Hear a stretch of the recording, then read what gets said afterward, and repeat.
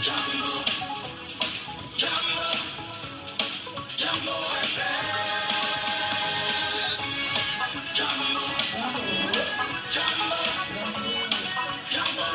casque là, ça va. Ton casque n'est pas fort. Ton casque n'est pas fort. Légèrement. Ça peut siffler. Ça va. On peut en parler avec énergie sur Diambo FM. J'ai peur que ça siffle. On ne peut pas aborder les sujets qui coiffent. On ne peut ne pas se fâcher face aux réalités qui nous entourent. Laissons parler les gens. Tous ces gens qui ont tué, ils ont pris goût de tuer. Tuer des gens pour s'enrichir ou tuer des gens par le pouvoir, c'est pas une solution. Laissons parler les gens. La libre antenne de votre radio. Parlez sans tabou, sans se chausser. Percez et crevez l'abcès. C'est vous qui avez la parole. Pourquoi on n'interdit pas la circulation des armes sur le continent africain? Laissons parler les gens du lundi au vendredi sur Diambo FM. Laissons parler les gens. Une présentation de Michel Gatchou. Bonjour à tous, bonjour à vous mesdames et messieurs, bienvenue à l'instant sur votre antenne, bienvenue sur Diambo FM, bienvenue dans votre émission Laissons parler les gens, c'est votre libre antenne. Pendant 120 minutes, et bien évidemment, nous commençons l'émission avec quelques petites minutes de retard quand même pour des raisons indépendantes de notre très bonne volonté, nous allons ensemble poursuivre notre analyse ce matin sur deux sujets majeurs. Et ces deux sujets vous accompagneront jusqu'à 11h, heure à laquelle nous allons mettre la clé sous le paillasson. Arnaud Nossé, ce matin, est encore à la technique. Je suis fièrement à vos côtés, Michel Gatchou. C'est un plaisir, madame, monsieur, de vous servir à nouveau ce matin. Laissons parler les gens. Premier sujet. La grogne, le langage dur ne cesse bien évidemment de faire parler les Camerounais entre les Gabonais et les Camerounais dans l'affaire concernant l'activiste camerounais Raman Kota qui a été extradé la semaine dernière du Gabon vers le Cameroun et qui aujourd'hui serait dans de sales draps. La situation en même temps du point de vue juridique, mais encore les accords entre les deux pays et même les accords internationaux, ces accords sont-ils réellement respectés aujourd'hui au Cameroun? Quel regard le Camerounais doit-il avoir exactement sur le cas Raman Kota? Quel regard les Camerounais devraient avoir sur d'autres activistes tapis sur le continent africain et même dans l'Europe aujourd'hui? Mais surtout, comment comprendre, on va dire, la situation critique dans laquelle il se retrouve aujourd'hui, avec non seulement des bastonnades, mais surtout, on dira, des sévices incroyables qu'il aurait subis. Nous en parlons encore. Raman Kota, ce matin, sur la table. Laissons parler les gens. Deuxième sujet. Nous le rappelions déjà hier sur ce deuxième sujet non traité. Nous le ramenons ce matin. Paul Biya devrait, depuis le 12 juillet 2024, nommer au moins 54 PCA et qui sont encore aux affaires. Et nous reviendrons encore sur le respect des textes en vigueur au Cameroun, mais surtout tenter de comprendre comment est-ce que l'on choisit délibérément de violer les textes au Cameroun. Les directeurs généraux encore aux affaires, qui n'ont pas été changés, les présidents du conseil d'administration encore aux affaires, qui n'ont pas été changés, mais surtout les directeurs adjoints, comment comprendre la longévité incroyable au Cameroun, au-delà des ministres et même du président de la République. Laissons parler les gens, libérons la parole. Nous libérons la parole. Mais avant de libérer la parole, je vais vous inviter à écouter, on va dire, une sortie de l'activiste qu'on appelle bien sûr Raman Kota. Cette sortie qui aujourd'hui, on dira la toute dernière des sorties qu'il a commises. Et nous tenterons ce matin, à la lumière de son discours, non seulement de comprendre le contenu de ses propos, et si tout se passe bien, nous serons peut-être aussi en direct du Gabon avec des Camerounais de ce côté-là, qui vont nous dire comment ils ont perçu la situation. Mesdames et messieurs, bienvenue à tous. Le cas Raman Kota ce matin sur notre antenne, si tout se passe bien, nous l'écoutons. Né dans les années 82, nous avons constaté que rien n'a changé dans notre pays, à part la destruction massive de nos biens, de nos enfants, de nos frères et sœurs anglophones qui sont tués par ce régime criminel. Alors nous vous invitons à tant que Camerounais, jeunes Camerounais, à comprendre que même en allant aux urnes, ces hommes ont décidé de confisquer le pouvoir, que rien ne va changer. Alors, nous devons tout simplement nous remettre en question, s'unir comme un seul homme pour demander le départ définitif de ces régimes criminels. Nous devons contester la candidature du roi Paul Biya alias Hitler à sa propre succession.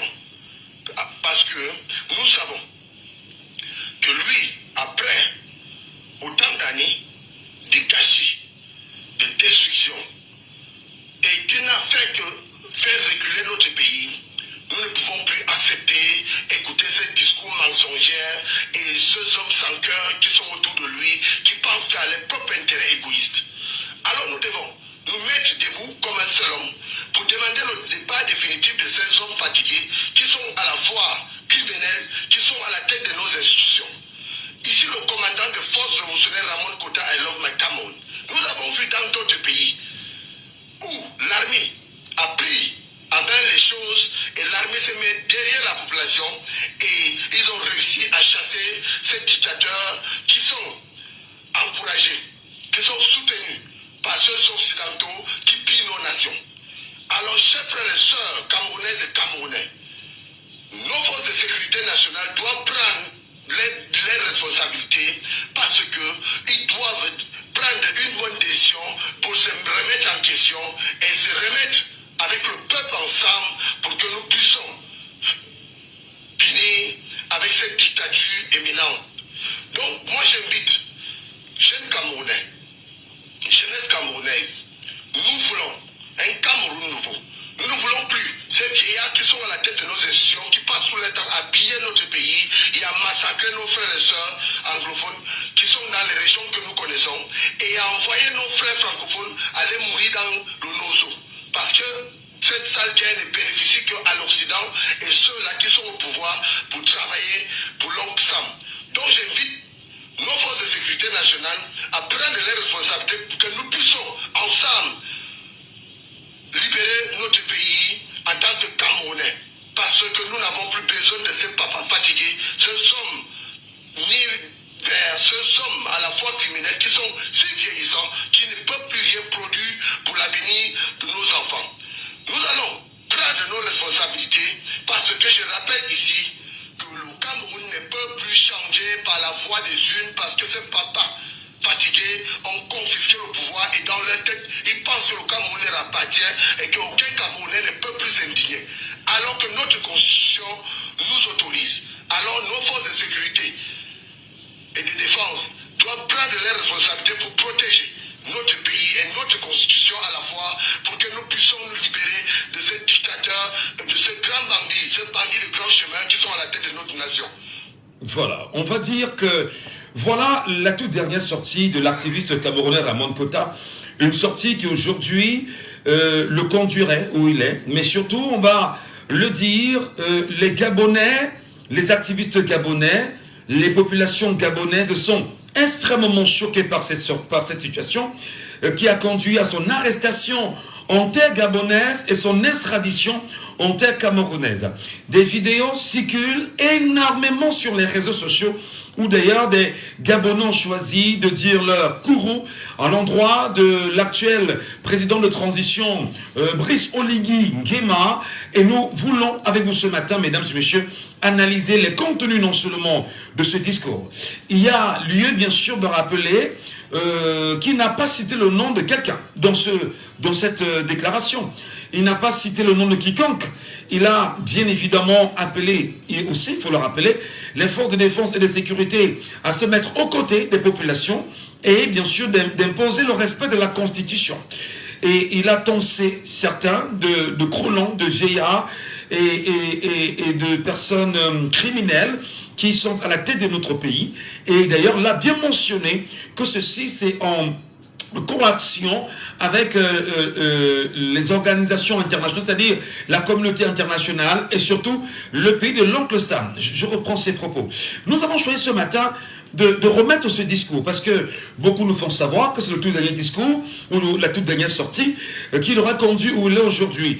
Et on nous annonce quand même qu'en ce qui concerne le CED, il ne serait pas en très bonne santé au CED où il se retrouverait, et serait bien sûr sauvagement molesté de ce côté.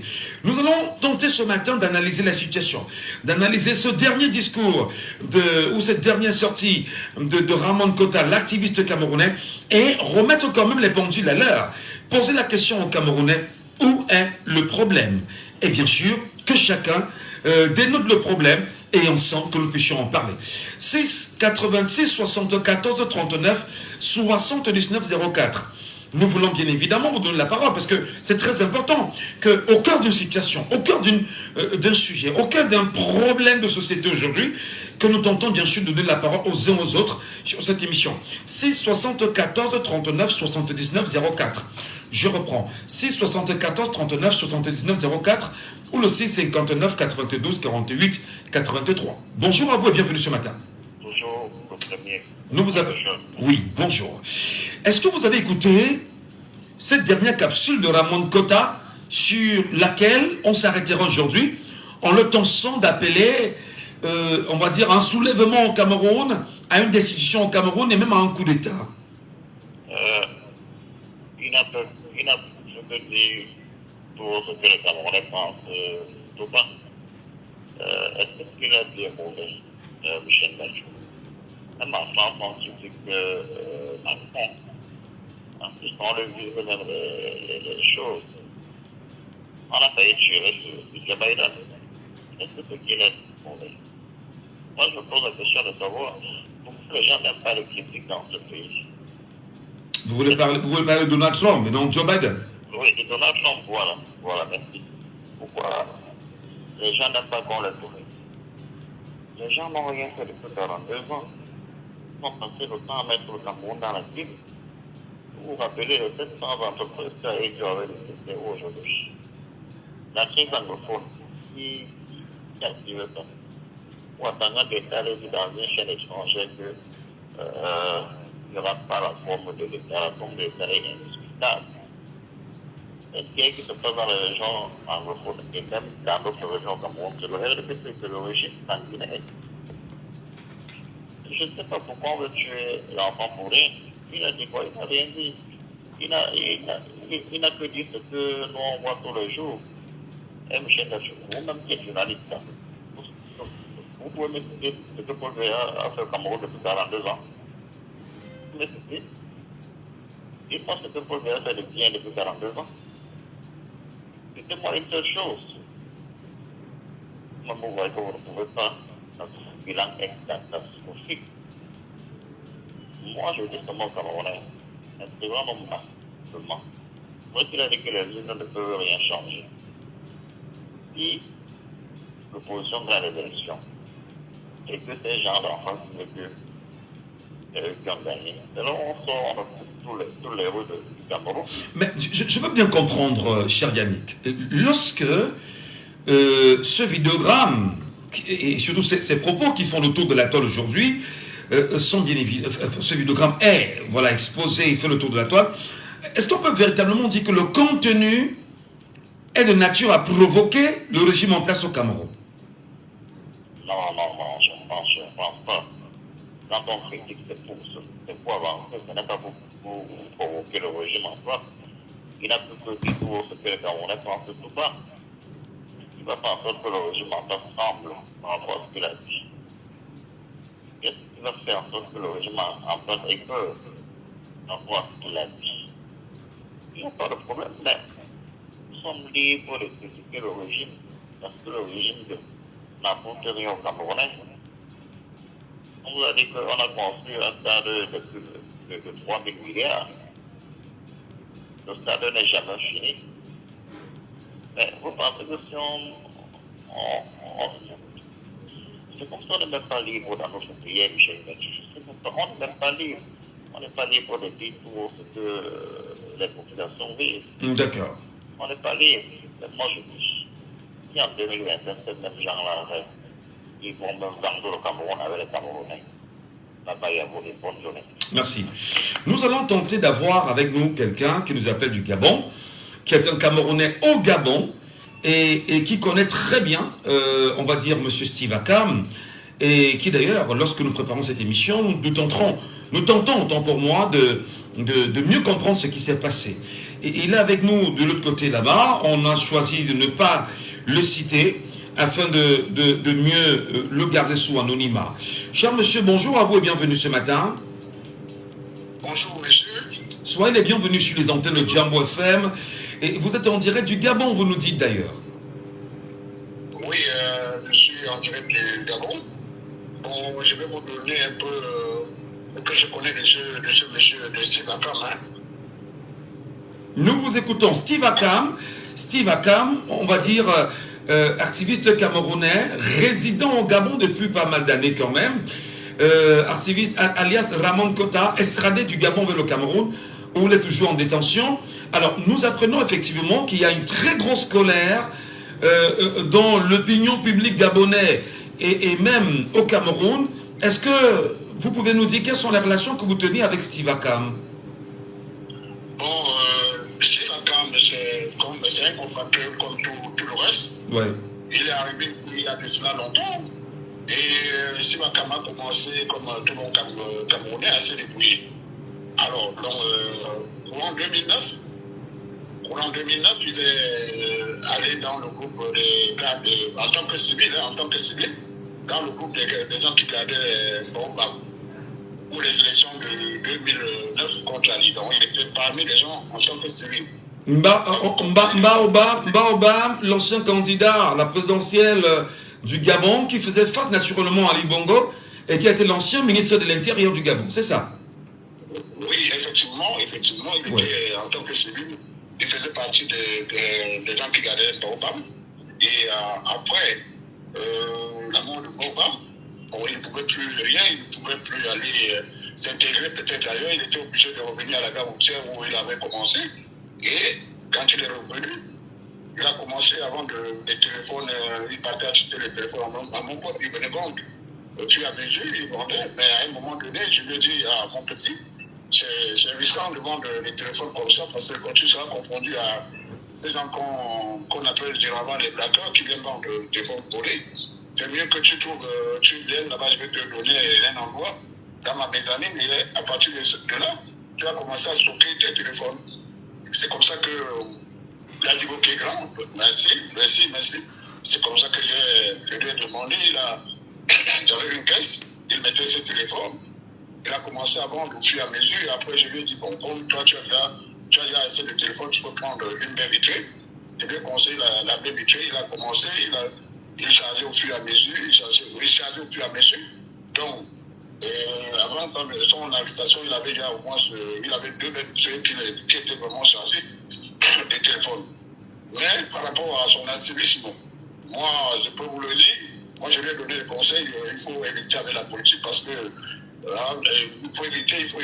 Il a dit, lui qui a peur de la politique ne doit pas mourir, mais il va mourir comme un néo.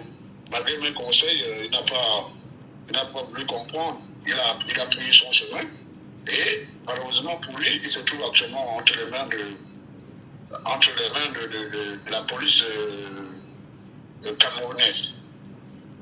Alors donc, il a laissé à sa femme avec 2 enfants. Moi, en tant que le doyen là-bas, bon, évitant bien la politique, j'étais obligé de demander à sa copine parce qu'ils ne sont pas légalement mariés. Donc j'ai demandé qu'ils doivent venir avec certains membres de ses frères pour qu'on essaie d'éventuer tout ce qui est comme téléphone qu'il a laissé.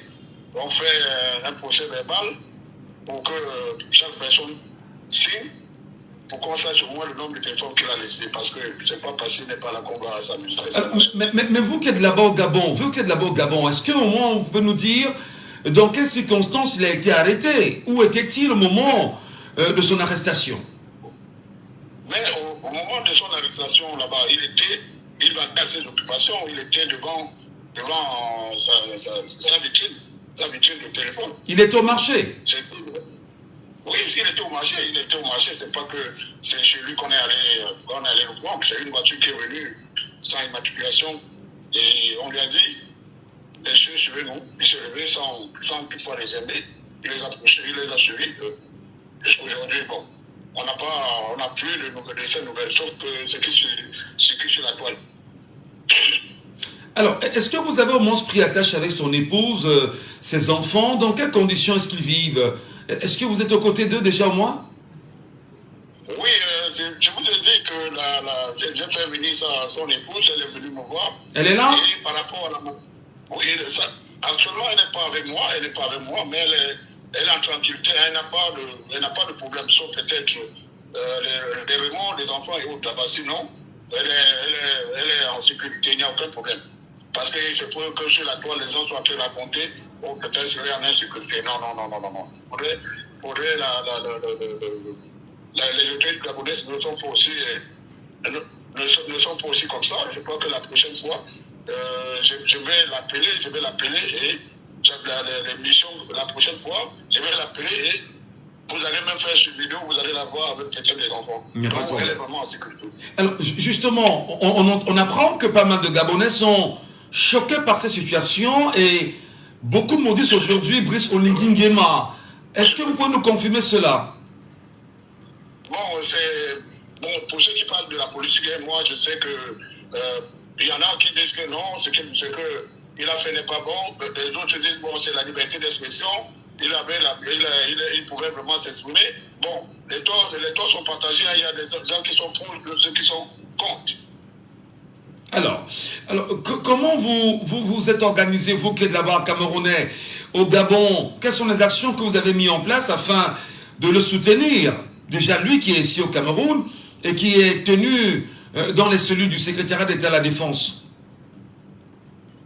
Bon, moi, je ne suis pas dans la politique et moi, mon engagement, c'est de m'occuper de sa femme et des enfants. Ouais. Bon, entre-temps, il y a des amis qui peuvent peut-être se mobiliser là-bas pour, je ne sais pas ce qu'ils peuvent faire, mais je sais déjà que quand il est dans la main des gens du CEP, je crois qu'il serait judicieux pour nous, de connaître qu'il a commis un délit et au lieu de bavarder sur la toile, que les gens puissent demander les excuses de part et d'autre là-bas parce que sa liberté en dépend. Donc moi, je m'arrange seulement là-bas à m'occuper des enfants quand elle vient là-bas, que j'ai peut-être quelque chose, je donne là-bas pour qu'elle essaie de s'occuper des enfants. Donc pour le moment, moi, je peux dire que peut-être il y a un groupe de personnes qui se préparent pour ça et ça. Moi, je suis au courant de rien. Très bien, merci beaucoup. Mais vous n'êtes pas seul, visiblement. Est-ce qu'il y a quelqu'un à côté de vous qui serait encore témoin d'une belle relation avec Steve Akam? Oui. Là, il y en a beaucoup qui peuvent témoigner. Est-ce qu'ils sont à côté de vous là présentement parce qu'on voudrait bien prendre les avis? Y a-t-il quelqu'un qui voudrait bien réagir? Oui, il y a quelqu'un qui veut réagir. Bonjour monsieur. Bonjour cher monsieur. Bienvenue en direct sur Jambo FM, nous sommes au Cameroun. Et la situation de l'activiste camerounais Raman Kota continue bien sûr de faire couler beaucoup d'encre de salive au Cameroun.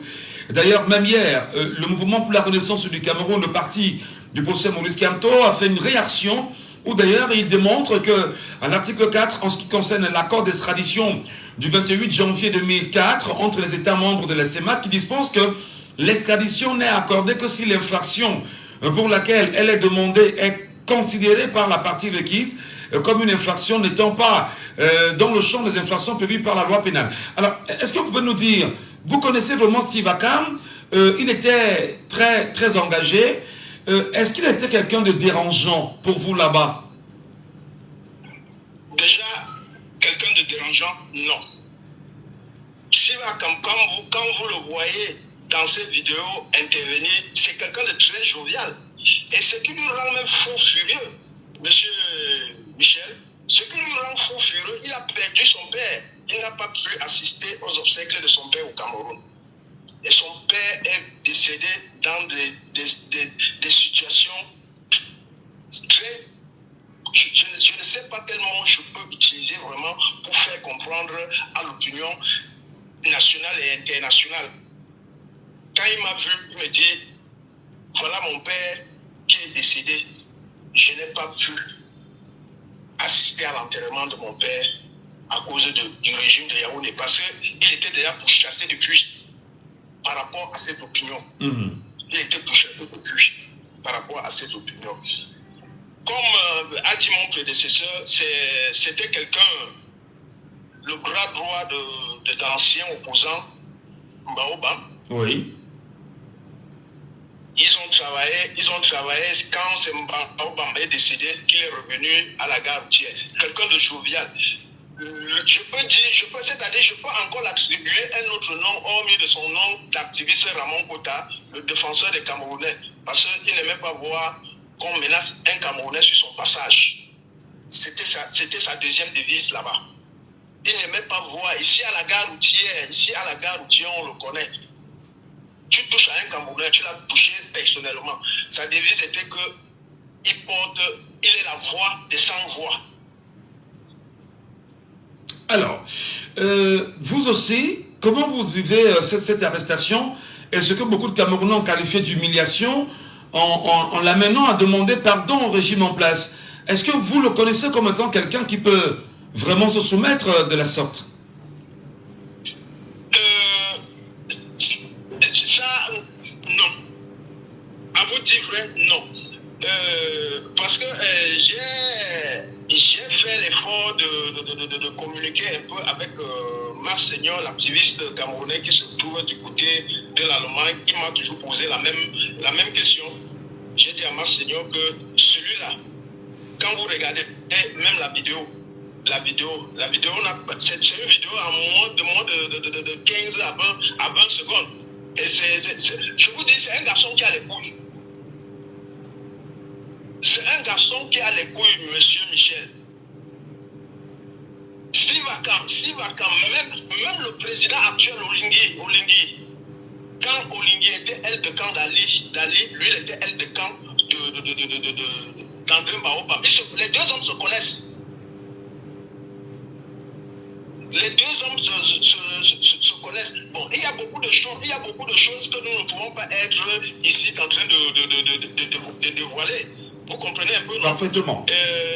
Nous ne pouvons que être en train de mettre la pression, voir vous, les hommes des médias. Nous allons chercher avec tous ces activistes qui sont en train de prendre contact ici avec nous au Gabon, parce que la communauté camerounaise ici au Gabon, comme j'ai entendu, vous avez posé la question à mon prédécesseur, est en train de se mobiliser, toucher.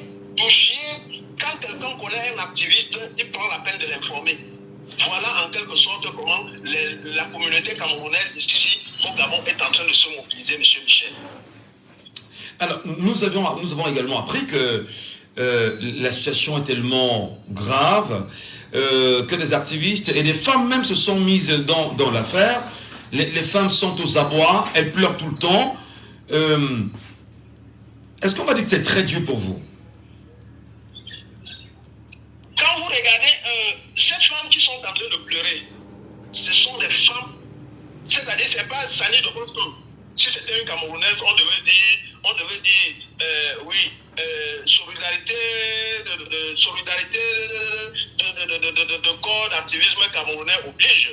Mais ces femmes qui sont en train de pleurer, ce sont des femmes gabonaises, des activistes gabonaises qui sont en train de pleurer. Ceux qui ont connu notre frère Steve Akam, ceux qui ont côtoyé Steve Akam, ceux qui l'ont vu œuvrer auprès de fin André Mbaoba.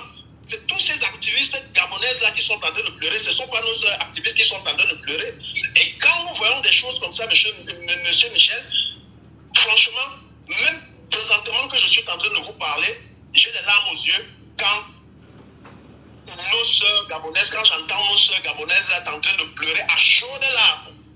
Mais à un moment donné, quand on dit, c'est-à-dire quand nous sommes en train de, notre patriarche est en train de dire, il voudra qu'on retienne de lui que c'est lui l'homme qui a apporté la démocratie au Cameroun, et quand on est en train de bafouer le droit de l'homme, est-ce que nous allons vraiment retenir de ça de lui? Pourquoi on veut vraiment salir cette belle phrase de notre patriarche Papa Paul Biya? Autre question peut-être pour finir. On a appris qu'il y a eu pas mal de tensions entre Steve Akam et l'ambassadrice du Cameroun, nièce de Paul Biya, au Gabon. Est-ce que vous nous confirmez cela? Oui, il y a eu beaucoup de tensions quand il a eu à crier pour l'augmentation de la carte consulaire. Le prix de la carte consulaire au Gabon, aujourd'hui, avant qu'on ne passe de 15 000 francs, c'était à 6 000. Avant qu'on ne passe à 6 000, c'était à 3 000 francs. Quand on a augmenté à 15 000, la carte consulaire, le laissez-passer est passé de 26 000 à 75 000 et le passeport à 175 000. Il a fait un direct, tout ça, vous pouvez vérifier. Il suffit d'aller sur sa page Facebook, taper Ramon Konta. Toutes ces vidéos-là sont là. Quand il a commencé à décrire la vie chère, la maltraitance des Camerounais, il a commencé par avoir des problèmes avec l'ambassadeur parce qu'il a dénoncé l'augmentation des pièces officielles camerounaises que je viens de vous citer. Vous voyez, est-ce normal un format A4, monsieur Gachou? Un format A4 appelé laisser-passer, qu'on se met à la machine à saisir et puis un cachet sec, qu'on se met à vous vendre un format 4 à 75 000 francs. Une carte consulaire, il prenait l'exemple sur les cartes consulaires de nos frères ouest-africains, ici. Les cartes consulaires coûtent 2 000, 3 000, 4 000 francs et informatisées, je vous en prie. Mais chez nous, on est en train de nous faire ça sur les cartons de n'importe quel quelqu'un qui fait de l'infographie là pour nous fabriquer ça, qu'on soit en train de nous vendre ça à 75 000 francs. Non, de vous à moi, monsieur Ngachou. Si un citoyen est en train de décrire que cette façon de faire, c'est une mauvaise façon d'agir. Non, attends. Y a-t-il vraiment un autre chemin pour emprunter, dire la vérité à son prochain ou à un papa ou à un maman qui est en train vraiment de menacer? Je vous en prie que l'opinion est... S'il y a un autre chemin à emprunter pour dire la vérité que non, ça ne va pas. Qui nous disent, même nos parents qui sont à la tête de l'État, qui sont en train de nous gouverner, si dire une vérité, c'est un délit. Quelles sont vos relations, je vais dire la communauté camerounaise aujourd'hui, après l'arrestation de Steve Akam et son extradition au Cameroun? Quelles sont les relations que vous tenez aujourd'hui avec l'ambassadrice du Cameroun au Gabon? Depuis, comme c'est en train d'aller sur la toile dans tous les sens, les gens sont en train de parler. Elle-même, l'ambassadrice, ne s'est pas encore prononcée depuis. Parce que si elle s'était prononcée, sûrement, vous aurez dû comprendre même via les réseaux sociaux, parce qu'aujourd'hui, là, on ne va plus à l'information. Tu restes même dans ton lit, l'information vient te trouver. Mais elle est accusée d'avoir mené de bout en bout l'arrestation de Steve et son extradition au Cameroun. On a même d'ailleurs eu un vidéogramme de Olingi Nguema qui d'ailleurs en treillis militaire a fait savoir que voilà, il est fan et il a l'obligation de soutenir son frère fan qui est Paul Biya. Est-ce que tout ce langage-là ne concourt pas bien évidemment à mettre très à mal les deux communautés camerounaises et gabonaises dans la zone CEMAC aujourd'hui? Je vous renvoie un peu dans les vidéos des activistes gabonais, de nos sœurs gabonais. Vous avez entendu ce que nos sœurs gabonaises ont dit. Comment nos sœurs gabonaises ont réagi dans les propos de notre président de la transition ici. Donc, ce qui fait que le peuple est un peu mature, on ne peut plus être en train de... Nous ne sommes plus dans l'Antiquité. Nous ne sommes plus dans l'Antiquité, d'où l'information. C'est-à-dire, quand il y avait quelque chose qui se passait, il fallait vraiment attendre très longtemps, monsieur Michel. Nous ne sommes plus à cette époque-là. La révolution, elle est partout. Si la révolution est entrée dans la politique, dans le football, même au niveau de l'information actuellement, la révolution est déjà entrée avec les nouvelles technologies et via nos téléphones Android, mon cher frère. Voilà. Bon, je tiens à vous dire merci. Merci d'être mobilisé ce matin pour me donner toutes ces explications. On espère que d'ici à là, on pourra avoir la campagne de Steve afin qu'elle puisse nous dire dans quelle mesure elle vit et traverse cette situation avec ses enfants. et qu'elle puisse notamment nous donner quelques détails sur leur vie et le destin qui peut lui être réservé aujourd'hui au Cameroun. Merci à vous, cher monsieur, depuis le Gabon. Merci à vous. Bonne journée et bonne continuité de l'émission. Merci infiniment. La situation est tellement grave qu'aujourd'hui, des réactions ne se font plus attendre. Il y a eu d'ailleurs ces larmes des femmes versées qui a choqué plus d'un Camerounais sur les réseaux sociaux, parlant de M. Olingi. Nous donnons la parole, madame, monsieur, le temps d'avoir probablement ces nombreuses réactions. Nous sommes en ligne ce matin avec Serge Nana Branco, qui est bien sûr connu pour sa sagacité dans des situations pareilles. Serge Nana Branco, bonjour.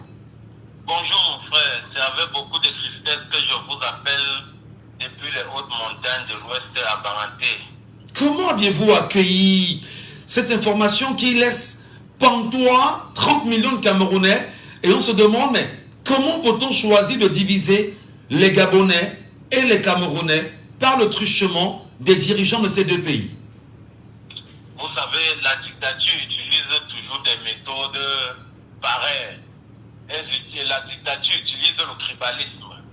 Je ne pense pas qu'aujourd'hui, que quelqu'un soit fan, qu'il soit petit, qu'il soit mondain, qu'il soit tout pourri, qu'il soit bamiliqué, que cela change quoi que ce soit sur lui. Ce qu'on veut, c'est l'être humain. On n'a pas besoin de savoir ce que tu es. On n'a pas besoin de savoir d'où tu sors. On a besoin de savoir ce que tu penses. Qu'est-ce que tu penses pour l'avenir de l'Afrique des Camerounais ou des Gabonais? Lorsque quelqu'un dit qu'il doit être solidaire à un papa de 92 ou de 80 combien, je crois qu'à l'époque, il n'y avait pas encore l'état civil. Acceptons qu'il a 91 ans. Je pense que Olingi nous montre là sa vraie face. J'ai été informé de cette histoire, j'appelle histoire parce que je ne sais pas comment je vais appeler. Et quelque temps après, on m'a envoyé l'image de Ramon Kota, je veux bien l'appeler comme ça, en train de demander pardon. Je vais vous dire une chose, s'il faut régner même sa mère, qu'il le fasse. Même sa mère qu'il le fasse pour pouvoir, n'est-ce pas, sauver sa vie. Parce que je veux vous dire, à l'heure où il se trouve actuellement, où il se trouve, si on ne l'a pas encore zigouillé, ou on ne l'a pas encore zogorifié, je peux vous assurer qu'il passe des moments difficiles. Parce que je sais de quoi il est question. Je sais de quoi il est question, pas parce qu'on m'en a parlé, parce que j'ai vécu. Je vais vous raconter en quelques mots. Il y a un monsieur qui a courtisé une de mes cousines, c'est un gendarme, et dans les commentaires, il a voulu montrer ses prouesses. Il dit, nous avons en 2019 broyé un gars au cerf. Elle demande ce gars c'est qui. Il dit Serge Branco Nana. Et ma cousine de lui répondre, c'est mon petit frère. Tu viens de signer notre séparation. Pour vous dire que c'est des gens qui se vantent lorsqu'ils broient. Lorsqu'ils torturent des êtres humains, je ne sais pas comment, je vais vous dire, le régime vient d'un régime hitlérien. On est en peu de dictature. Mais est-ce que ce n'est pas justement des propos comme ceux-là qui peut ou pourrait justifier, comment dire ça, ce que beaucoup qualifient de provocation? Qualifier un régime d'hitlérien, est-ce que ce n'est pas très fort ça? Mais si on vous qualifie d'homme infidèle, vous n'allez pas conclure, vous n'allez pas faire l'infidélité. Si on vous qualifie de bandit, vous n'allez pas voler. Prouvez le contraire. Ils doivent prouver le contraire. Ils prouvent le contraire, qu'ils communiquent, qu'ils nous disent que ce monsieur est accusé il est défini à tel niveau. On ne doit pas le broyer comme. Je vais vous dire une chose, ce garçon va sortir, s'il sort de là, parce que nous sommes en train de prier tous les dieux de notre enfer pour qu'il en sorte de là. S'il sort de là, je ne peux pas vous mentir, les séquelles resteront à vie. Tu ne peux pas passer au CED, au CEMIL, au GSO. On te torture et les séquelles finissent après 20 ans. Non. Même les psychologues les plus avancés ne peuvent pas enlever cela. Mais qu'est-ce que vous avez subi? Qu'est-ce que vous avez subi là-bas qui vous fait le dire?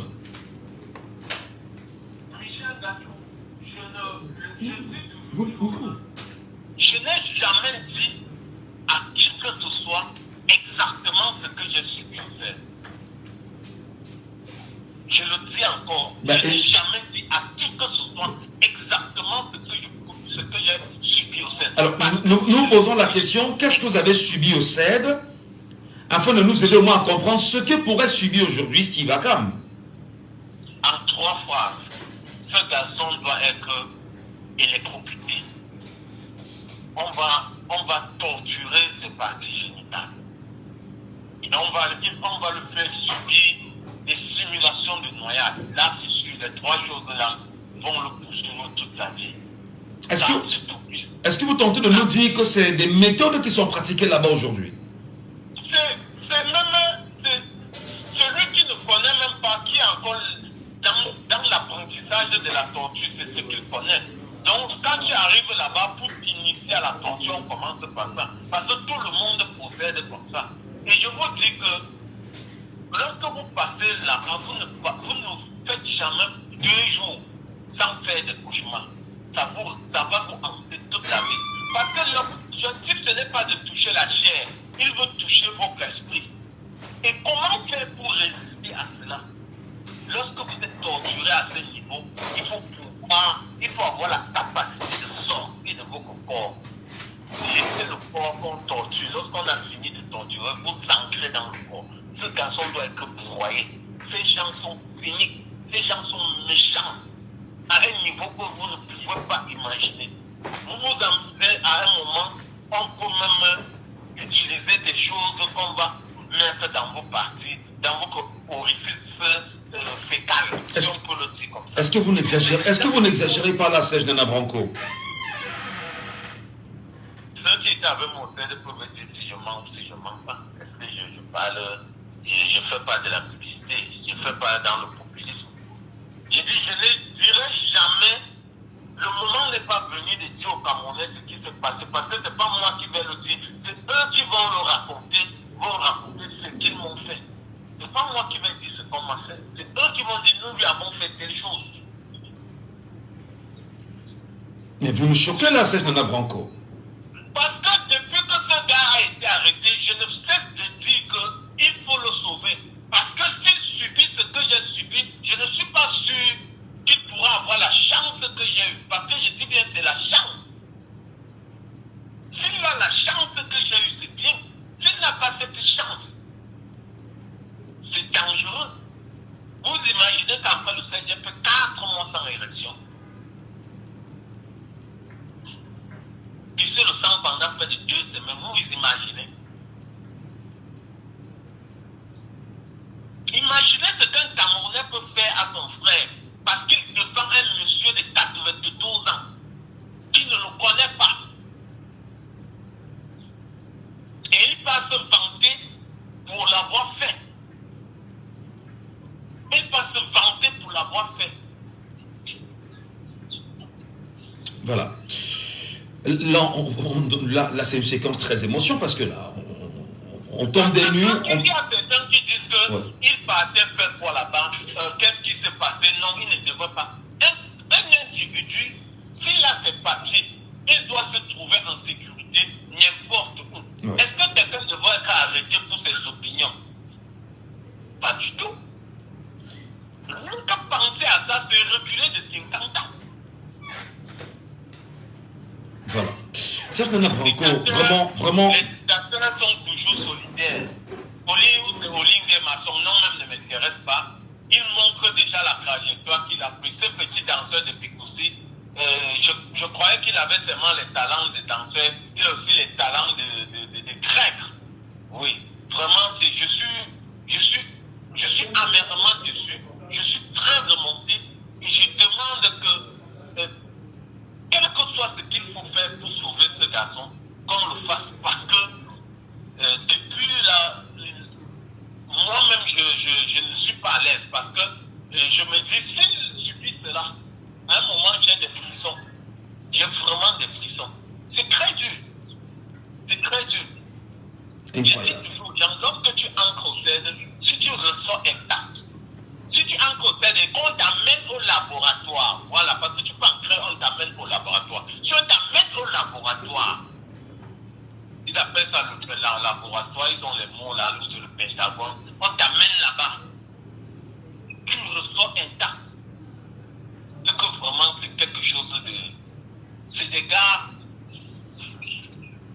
Voilà. Merci beaucoup, cher. Merci beaucoup. On va dire, c'est très dur à entendre. C'est quasiment inacceptable du point de vue de la moralité. Et je vais me permettre, vraiment, je sais que beaucoup de personnes veulent réagir. Hein.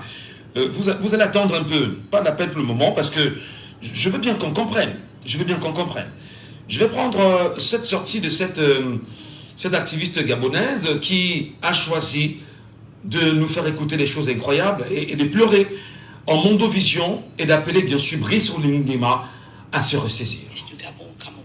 Il faut lui envoyer ma vidéo. Ma soeur, tu es venue au Gabon pour venir faire la politique ou bien tu es venu au Gabon pour venir faire la diplomatie? Tu es venu prendre notre frère Steve Akam, qui a gardé notre André Boba. Ah, Steve, Olingi, tu as fait fort, mon frère. Brice, tu as fait fort. Brice, tu as fait fort. Ah, Brice, le gars camerounais là, le gars Boulou là, tu défendais ici sur les réseaux sociaux. C'est notre Steve que j'ai appris pour donner à Paul Biya. Olingi, tu as fait fort. Les enfants des Amos sont roux. Il faut sortir, on va faire le deuil de notre frère Steve Akam que votre général a donné à Paul Biya. Il a gardé amour dans ces moments difficiles. Il a dénoncé comme nous tous on dénonce. Il a dit qu'il veut au Cameroun, il veut l'électricité. Brice, qu'est-ce qui se passe? Le Gabon est devenu un état nazi. Beaucoup pays avec qui tu marches. C'est pas Denis Sassou Nguesso qui l'a gagné au Congo. Pendant 6 ans, à beaucoup de pays sont restés. Ils ont donné la chair de Steve Akam à Paul Biya avec l'ambassadrice. Elle dirige maintenant notre pays, le Gabon, l'ambassadrice de Paul Biya, la nièce de Paul Biya. Elle est venue soulever notre frère camerounais, elle a fait la vidéo pour demander pardon au pouvoir public. Vous dites que ne m'envoyez pas chez Paul Biya. On dit que tu es où? Tu es tourné républicaine à Goudjou, ministre de la Justice. Mes frères de l'opposition, vous avez donné la chair de Steve Akam. Vous avez donné la chair de Steve Akam à Paul Biya. Ah, Oliki, tu as fait fort. Le gars là te défendait ici. Matin, midi et soir. Il te défendait dans les réseaux sociaux. Macha, ferme la porte. Il te défendait dans les réseaux sociaux ici, matin, midi et soir. Il est venu se cacher au Gabon. Il a fait quoi? Il avait ses boutiques à Mamboué. C'est un Camerounais qui n'en mettait personne. Même insulté Paul Biya, il dénonçait, il disait qu'il n'y avait pas de coupures d'eau. On dit que tu te balades avec les activistes gabonais, non? Tu les as nommés. Laurence Ndor, on a mangé la chair de ton frère camerounais. Tu es assise, tu es ministre de la communication. Amaïs Mouessi, le Gabon est devenu un état nazi. Où on faisait la dénonciation.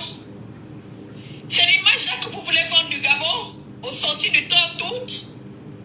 Ali a gardé mes frères opposants togolais. Que l'ambassadeur du Togo voulait faire extrader, on les a mis en prison, ils ont fait la prison là aussi, donc là, ici au Gabon. Des articles, il y en a, je peux vous poster ça.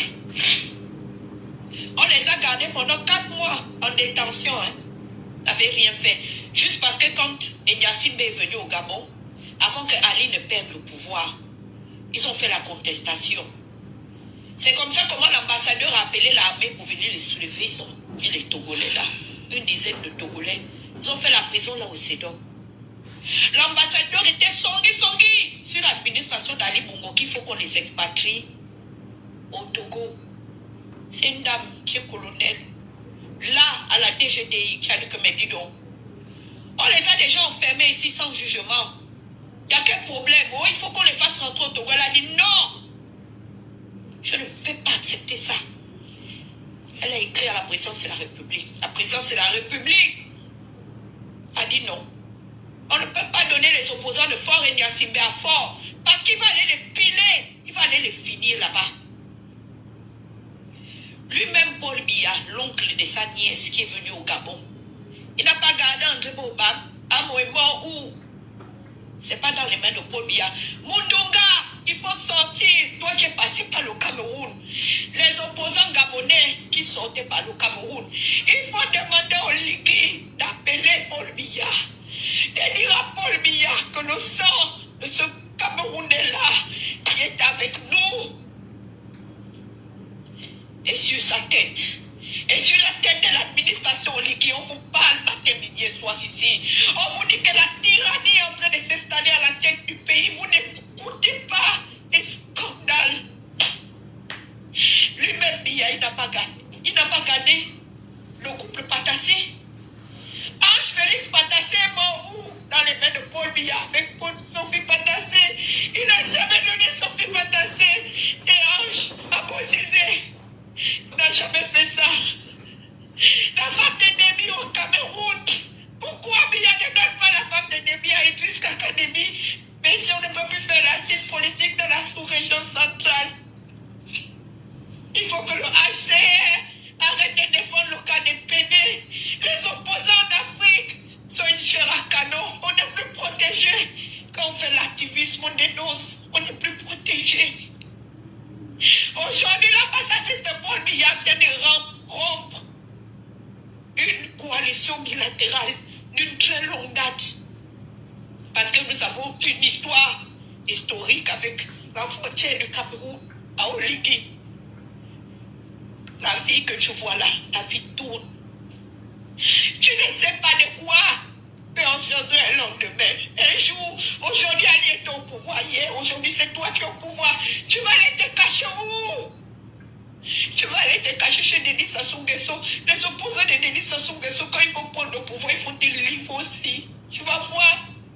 Ce que tu as fait à Steve Akam, c'est que ton administration a fait à Steve Akam. C'est sur ta tête. Voilà, merci.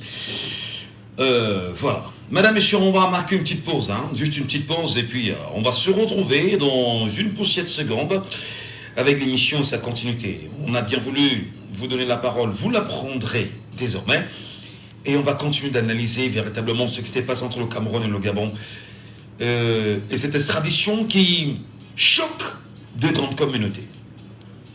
C'est ton tour de briller. Tu es jeune, tu es belle, tu es intelligente. Viens challenger ta beauté et ton talent. C'est peut-être toi la future Miss Ayuba. Pour le 5e anniversaire d'Ayuba, participe aux présélections dans ta ville et tente ta chance pour gagner jusqu'à 5 millions de francs pour la Miss, 3 millions de francs pour la première dauphine et 2 millions de francs pour la deuxième dauphine. Inscris-toi vite sur l'application Ayuba et soumets ta candidature. Télécharge Ayuba sur Play Store ou App Store. Jambo FM. Vous êtes sur Jambo FM 91. Il est 10h.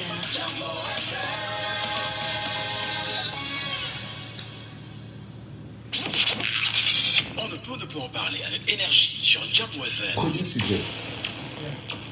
On ne peut ne pas aborder les sujets qui coiffent. Laissons parler les gens. Premier sujet. Bien sûr, au premier sujet, nous restons sur ce sujet-là qui choque tellement. On est en ligne, allô, bonjour. Bonjour, monsieur Gacho.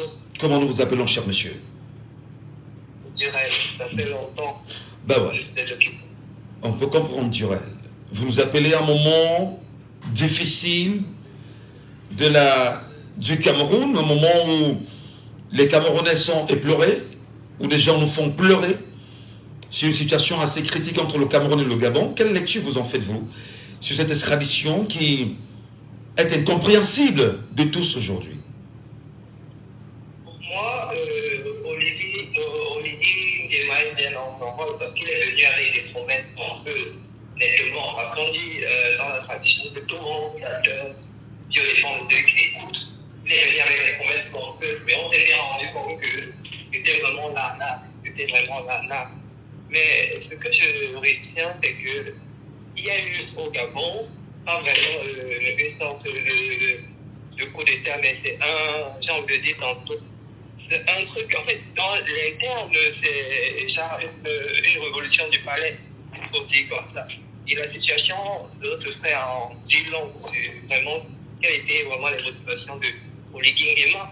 On a tous vu sa sortie qu'après qu'il soit allé voir notre grand-père, parce qu'on dirait qu'il faut l'appeler, notre grand-père là-bas et tout, tu comprends, il est venu dire comment c'est son frère Charles et tout et tout. Et voyez-vous, si quelqu'un apprécie déjà le travail de quelqu'un contacté d'être un dictateur qui nous rend la vie difficile, qui est pour beaucoup de Camerounais l'objet de leur souffrance, de leur malheur, il ne va pas faire différent. Mais je voudrais vous rappeler que lors de ses premières prises de parole, lorsqu'il a renversé, on va dire, le régime Bongo, il a rappelé qu'il a pris la peine de bien lire, on va dire, l'ouvrage de Machiavel et qu'il en connaît bien sûr les contenus.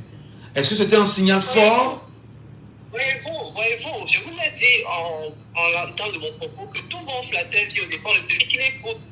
Il est venu avec des promesses fallacieuses et aujourd'hui on se rend bien compte qu'il avait un plan d'exit.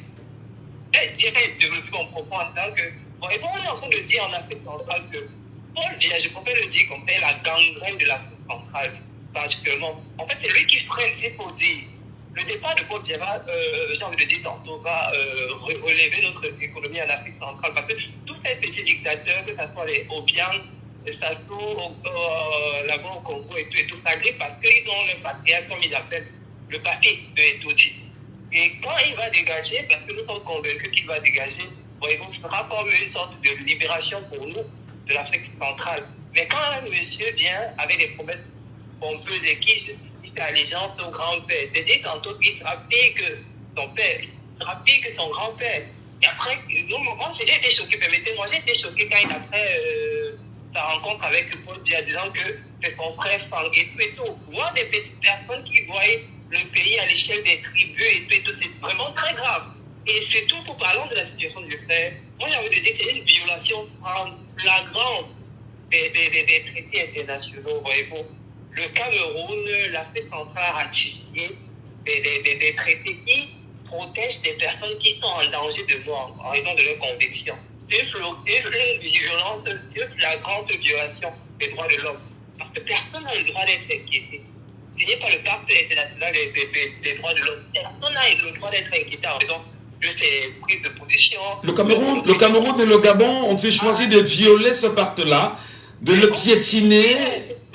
C'est ce qu'il en est. C'est ce qu'il en est. Quand son papa, comme il dit, son patriarche viole les lois quand ça l'arrange, quand ses partisans pensent qu'il a le droit de vie ou de mort sur des personnes, ou si je vis aujourd'hui, c'est l'humeur de Paul Biya, ou Paul Biya peut décider, si je ne dis plus, Paul Biya peut décider.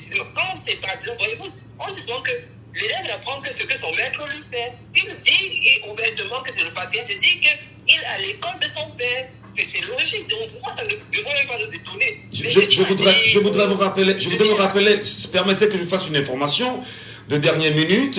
Il y a un jeune qui s'appelle Junior, qui en ce moment était très présent ces dernières semaines sur les réseaux sociaux et qui s'était engagé à faire inscrire des gens sur les listes électorales.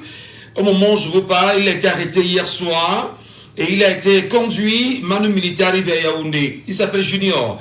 Donc cette information circule depuis un petit moment et on en reparlera. C'est la sécurité du règne, voyez-vous. Ils sont en fin de règne. S'ils sont là, ils vont chercher à déstabiliser le peuple. Paul Biya, excusez-moi peut-être les propos. Je vous en prie. Paul Biya a massacré combien de Camerounais? Quand vous dites massacrer, même là quand vous dites massacrer, effectivement, oui, même là quand vous dites massacrer, effectivement, nous voulons que vous assumez vos propos et pas nous, hein. C'est important. Voilà, vraiment, ça, il y va de votre liberté, mais nous n'assumons pas vos propos. Voilà. Très bien. Et pour sortir. Ce qui va arriver à mon côté, que Oligui va assumer l'entière responsabilité. Parce que c'est bien bon de le dire. Les Gabonais sont déjà désolidarisés de lui. Il a perdu en cause. Mais ce qu'il ignore, c'est que toute chose qui a commencé a eu fin. Autant pour moi, Omar Bongo qui martyrisait son peuple aujourd'hui, il n'est plus là, non? Qui savent que demain, c'est les mêmes Gabonais qui l'ont soutenu, qui vont le débarquer. Donc, quand les gens se permettent, en raison peut-être de leurs accointances tribales, des petites personnes, pensent qu'ils pourront faire mal. En 2025, ils vont affronter ce peuple-là en face qu'ils ont longtemps torturé. Et lui et son papier, on va les débarquer, on va les chasser. Je Voilà. verrai où ils vont aller se passer. Merci. Donc, Merci beaucoup. Passez une bonne journée, cher monsieur. Je rappelle que sur TikTok, le live est attaqué complètement. Donc, dans 30 secondes, nous allons bien sûr relancer, après que ce soit arrêté, parce que le sujet semble être dérangeant. Et pourtant, nous débattons. Auditeur en ligne, avant de prendre celui... Et il est parti. 6 74 39 79 04. Allô, bonjour.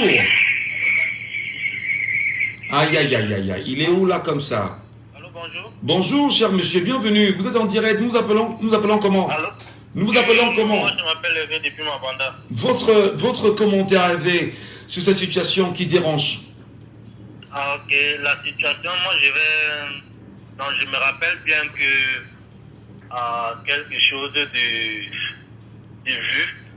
Je crois que le président gabonais, le président de la transition, est un homme entenu, président de la transition. Le jour qu'il a été confirmé, j'ai vu une colombe au niveau de son épaule qui signifie le jour du baptême de Jésus-Christ par Jean le Baptiste.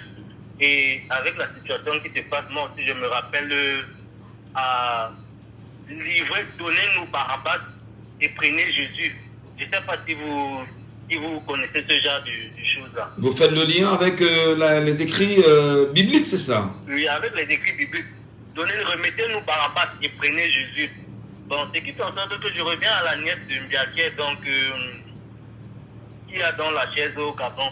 Cet homme fait quelque chose qui est très... Et la dame qui demande où est-ce qu'il va aller, si on ne peut plus être exilé dans la sous-région de l'Afrique centrale.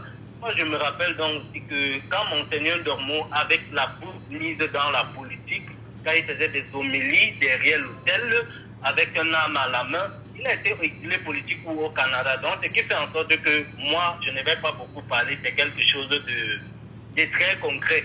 Donc, c'est très normal qu'on demande à prendre Barabbas pour livrer Jésus. Donc, ça veut dire que à l'alliance, les trucs d'alliance, c'est quelque chose de très vrai.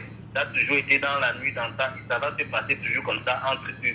Donc, c'est une affaire de gérant, et ce sont ceux qui mènent la sécurité du pays, parce que quand il a été nommé, il a fait ce qu'on appelle renoncer à son salaire de président de la République. Là, c'était un appel de balle pour faire comprendre à la population gabonaise, je suis avec vous et vous n'allez souffrir de rien, et je vous promets que la famine ne sera plus le premier de vous, le cadet de vous, et vous aurez à manger quand vous vous dites, oh, là c'était pour vous dire, comme vous voyez là, ici là, ça c'est le coffre fort.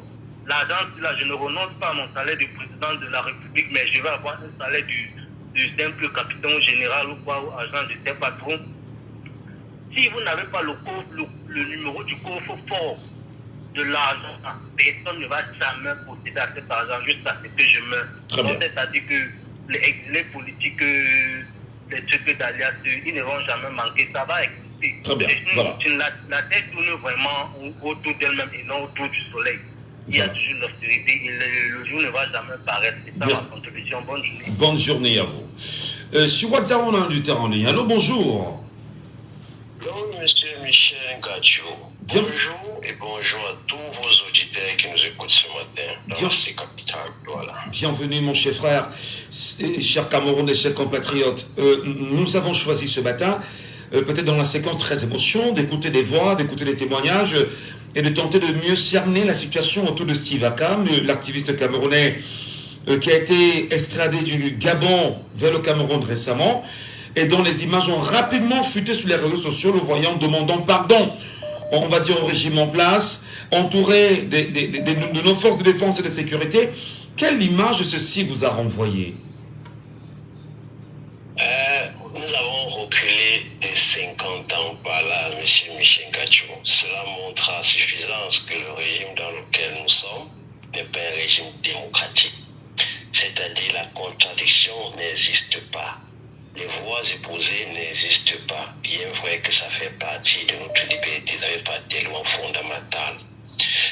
Pour les pactes que nous avions ratifiés avec les grands organismes internationaux, voyez-vous, même vous, M. Ngacho, chaque jour que je suis vos émissions, que ce soit en différé, que ce soit en direct, je me dis toujours, ayez la tête haute et ayez foi en vous-même.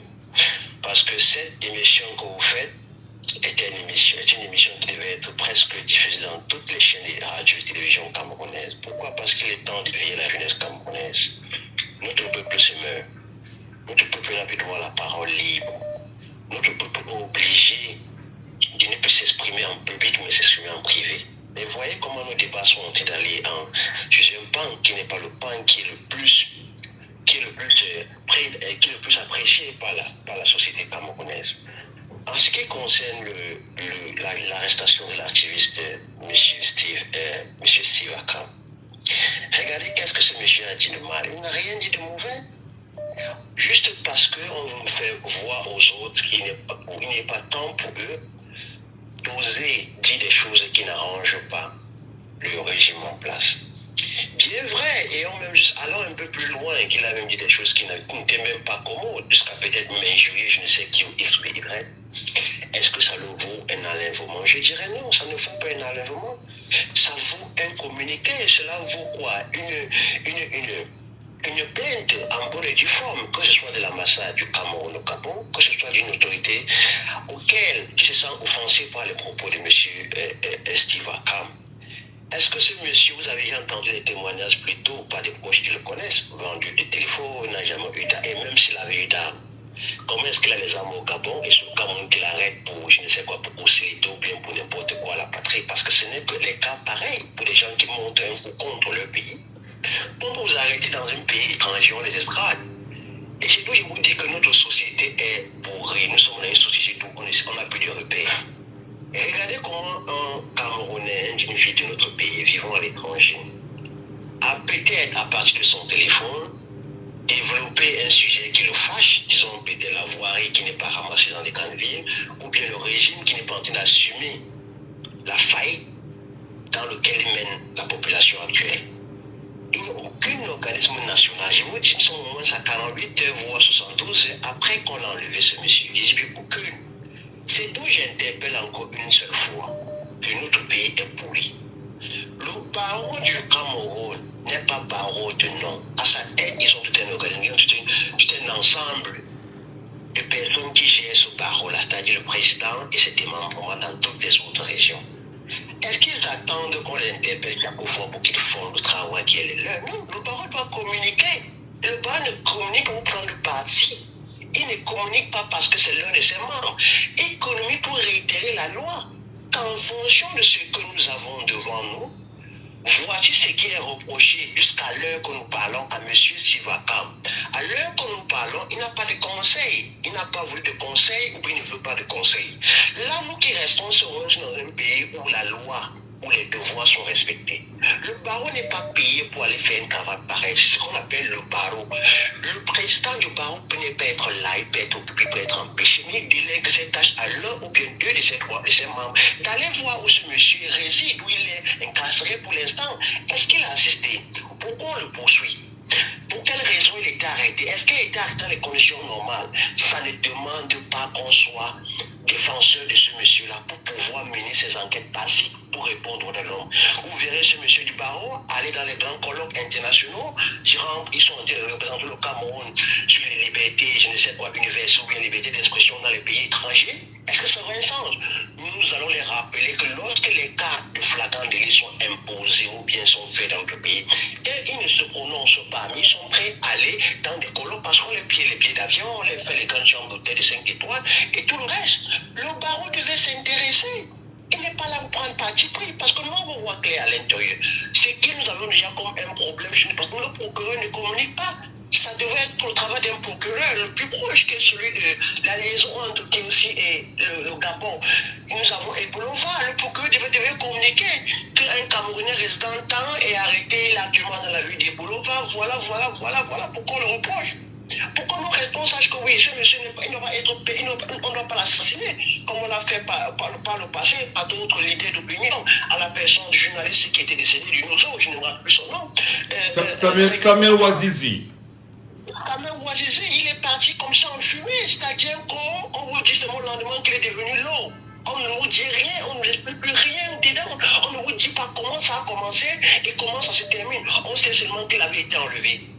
Tout Tout ce qu'on nous dit quelques mois plus tard, c'est qu'il est finalement décédé parce qu'il n'a pas supporté la pression, parce qu'il était malade. Non, on n'a même pas dit qu'il était décédé. Il a fallu justement qu'il y ait une dénonciation qui avait été menée par des Camerounais et qui avait été récupérée par une télévision et qui avait choisi justement d'en faire la grande annonce. Et par la suite, ce qui avait provoqué la sortie de la grande muette qui est venue se justifier à la télévision concernée. Donc voilà. Jusqu'aujourd'hui, le corps de Ouazizi n'a jamais été remis à sa famille parce que jusqu'à présent, on ne sait pas exactement où se trouve ce corps-là. Le dire n'a rien de provocation, ce sont des faits et on s'en tient encore à l'information. Poursuivez, cher monsieur. Justement, monsieur Michel Gacho, c'est la raison pour laquelle j'interpelle nos panélistes, nos frères qui interviennent en matinée. C'est-à-dire, ne dites pas les choses pour le dire, dites les choses de telle manière que nous, auditeurs, lorsqu'on vous écoute, nous avons tendance à vous comprendre, à être dans le sujet avec vous.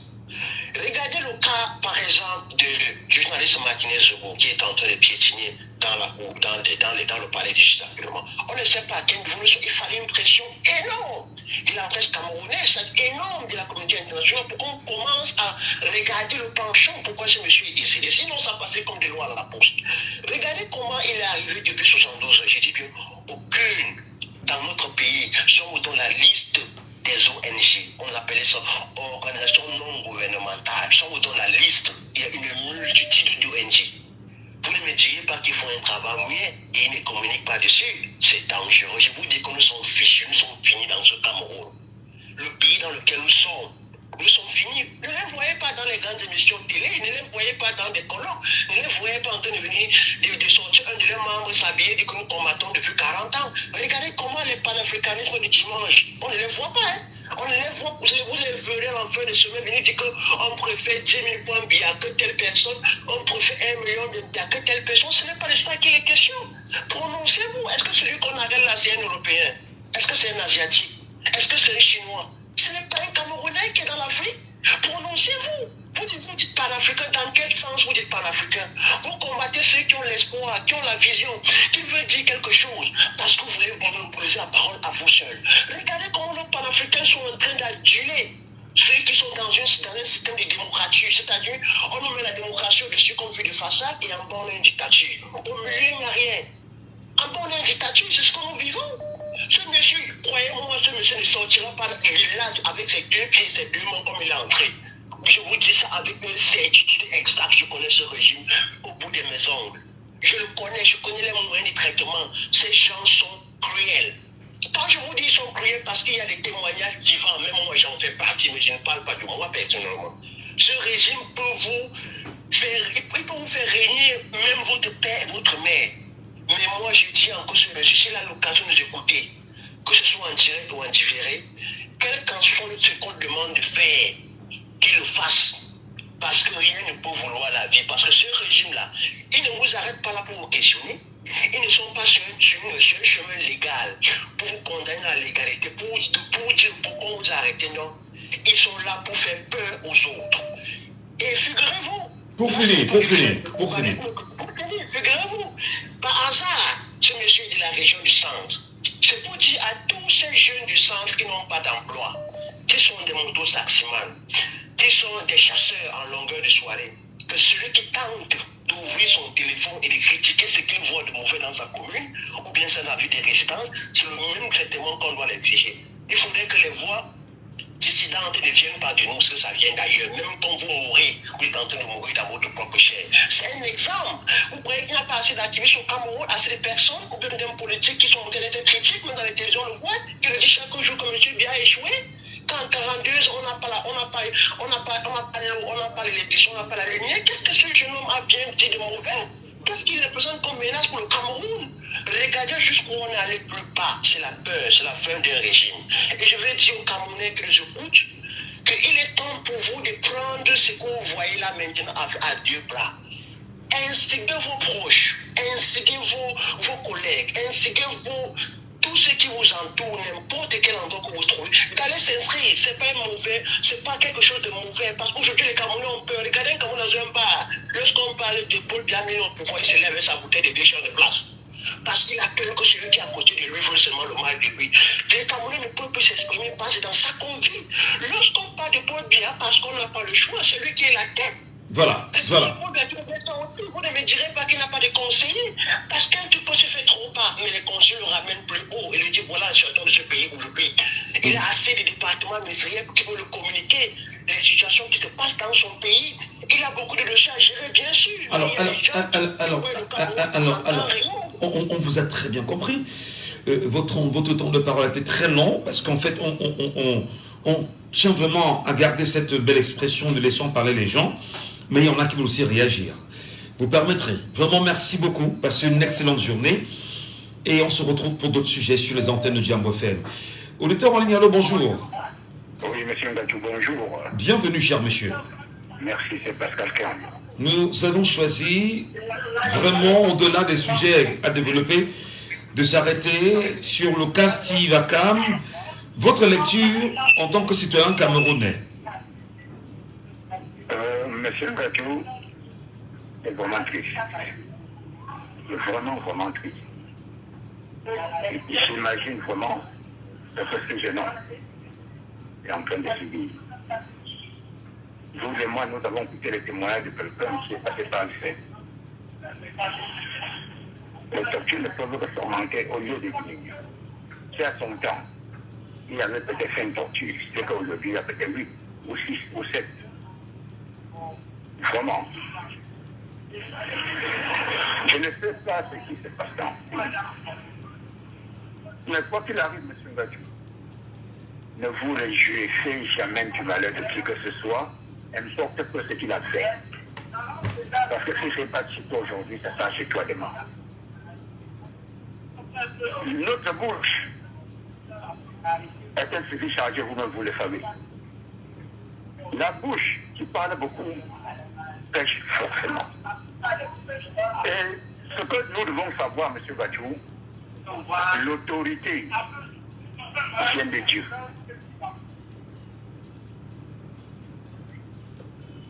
Alors, on l'a perdu malheureusement. Je rappelle qu'il y a un jeune qu'on appelle Junior, qui est le président de JDC, je pense que c'est JDC, qui était un jeune qui a choisi de rassembler ses amis et de descendre sur le terrain, mobiliser les Camerounais à s'inscrire sur les listes électorales. Ce jeune hier a été enlevé et a été conduit manu militari vers Yaoundé. Alors, on est en train de se demander exactement où est-ce qu'on va au Cameroun aujourd'hui. Je prends l'auditeur en ligne ce matin. Allô, bonjour. Et les Paco, bonjour. Oui, bonjour, monsieur Michel Ngatou. Bonjour aux auditeurs de Jambo. Monsieur Michel Ngatou, le cas de ce junior que vous évoquez là, nous rappelle déjà les précautions et les prescriptions qu'on avait évoquées il y a quelques mois lorsque vous avez pris votre bâton de pèlerin pour organiser la résistance camerounaise face à cet esclavage. On avait dit aux Camerounais, faites attention, ne vous mettez pas dans des situations de promiscuité où on peut vous enlever. Et quand vous êtes en groupe, le message est le même dans tous les quartiers, dans tous les blocs. Ne laissez pas des individus au nom qui sont anti-gangs ou quoi que ce soit enlever les Camerounais. Nous ne pouvons plus retourner à l'époque de l'esclavage ou de la colonisation. Nous ne pouvons plus retourner 60 ans en arrière. Ceux qui vont accepter cela, tant pis pour eux. Je vous le dis, parce que moi qui suis là, c'est mon corps qui vont amener. Parce que tant que je pourrais les identifier, les voir avant, non, je prendrai toutes les mesures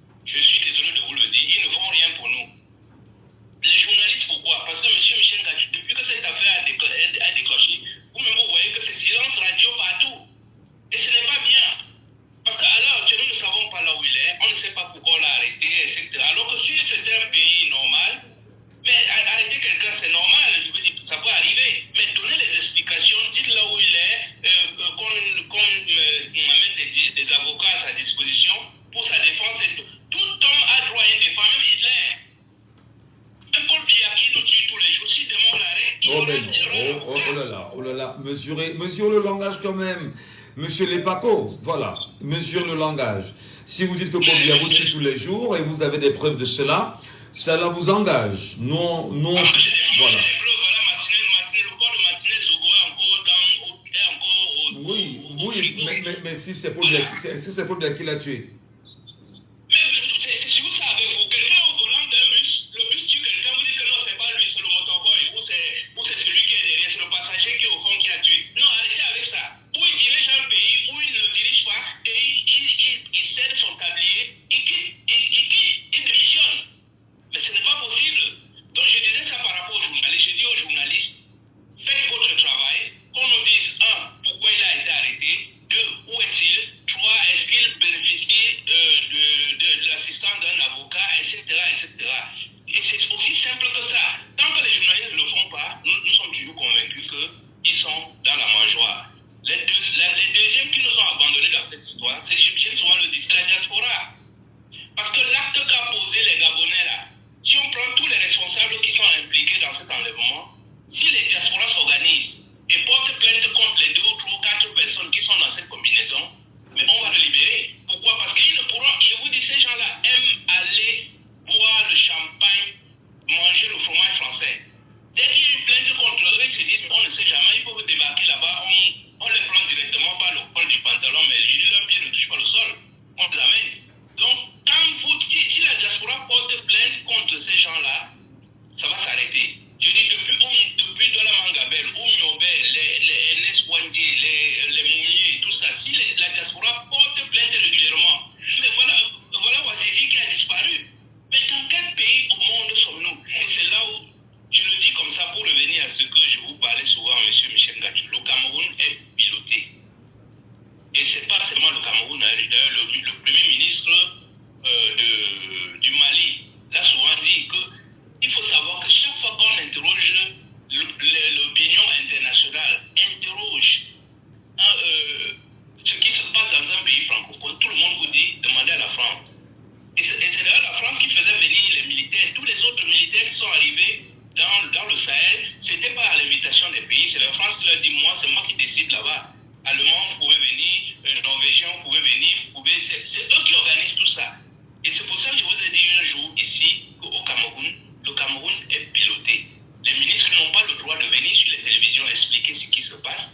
Ils n'ont même pas le droit d'aller à la radio expliquer ce qui se passe. Ils sont totalement pilotés. Donc tout ce que vous voyez là, c'est un pilotage. Eux-mêmes, ils ne comprennent pas ce qu'ils font.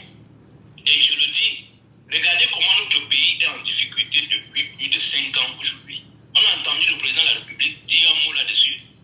Mais on nous annonce qu'il est parti maintenant donner le coup d'envoi des Jeux Olympiques à Paris. Donc vous avez compris, ce sont les ordres, les instructions viennent de Paris. On lui a dit, monsieur, lève-toi de ton lit en Suisse et viens ici. Alors on nous a fabriqué des fausses images. Monsieur Michel Gachou, je mets au défi tout journaliste camerounais de me montrer une seule image qu'il a vue de Paul Biya partant de Yaoundé. Il n'y en a pas. Tout ça sont des montages pour vous faire croire qu'il y a quelqu'un qui est piloté par Paris et qui n'exécute que les ordres de Paris. Le Cameroun, ça ne l'intéresse pas. Le Cameroun ne l'intéresse pas. Donc je dis à la diaspora, j'allais oublier un petit détail, M. Michel Gachou, pour vous dire quelle leçon, pourquoi ils le font exactement à ce moment. Parce qu'on a pris ce quota 3 jours après. On nous a annoncé que le président Paul Biya est invité à Paris. Vous n'avez pas vu le rapport. Le rapport, c'est qu'ils ont peur que la diaspora camerounaise, la base en particulier, va lancer une attaque contre Paul Biya à Paris. Et ils se sont dit, quel est le message qu'on peut envoyer à ces membres de la base? Le message qu'on peut leur envoyer, c'est de leur dire, attention, vous pouvez être extradé à tout moment si vous perturbez la consommation du fromage ou des champagnes de M. Biya à Paris. Moi, je crois que c'est... parce que je mets les deux événements en parallèle. Hein. Il n'y a pas de ça. C'est 3-4 jours entre les deux événements. Parce que personne nous a annoncé que le président Paul Biya devait aller à Paris. On nous a annoncé qu'il y a avant-hier, je ne sais pas. Bon, l'information que nous tenons, c'est qu'il va à Genève. Hein. Voilà. Ah bon, ouais. Ah bon, mais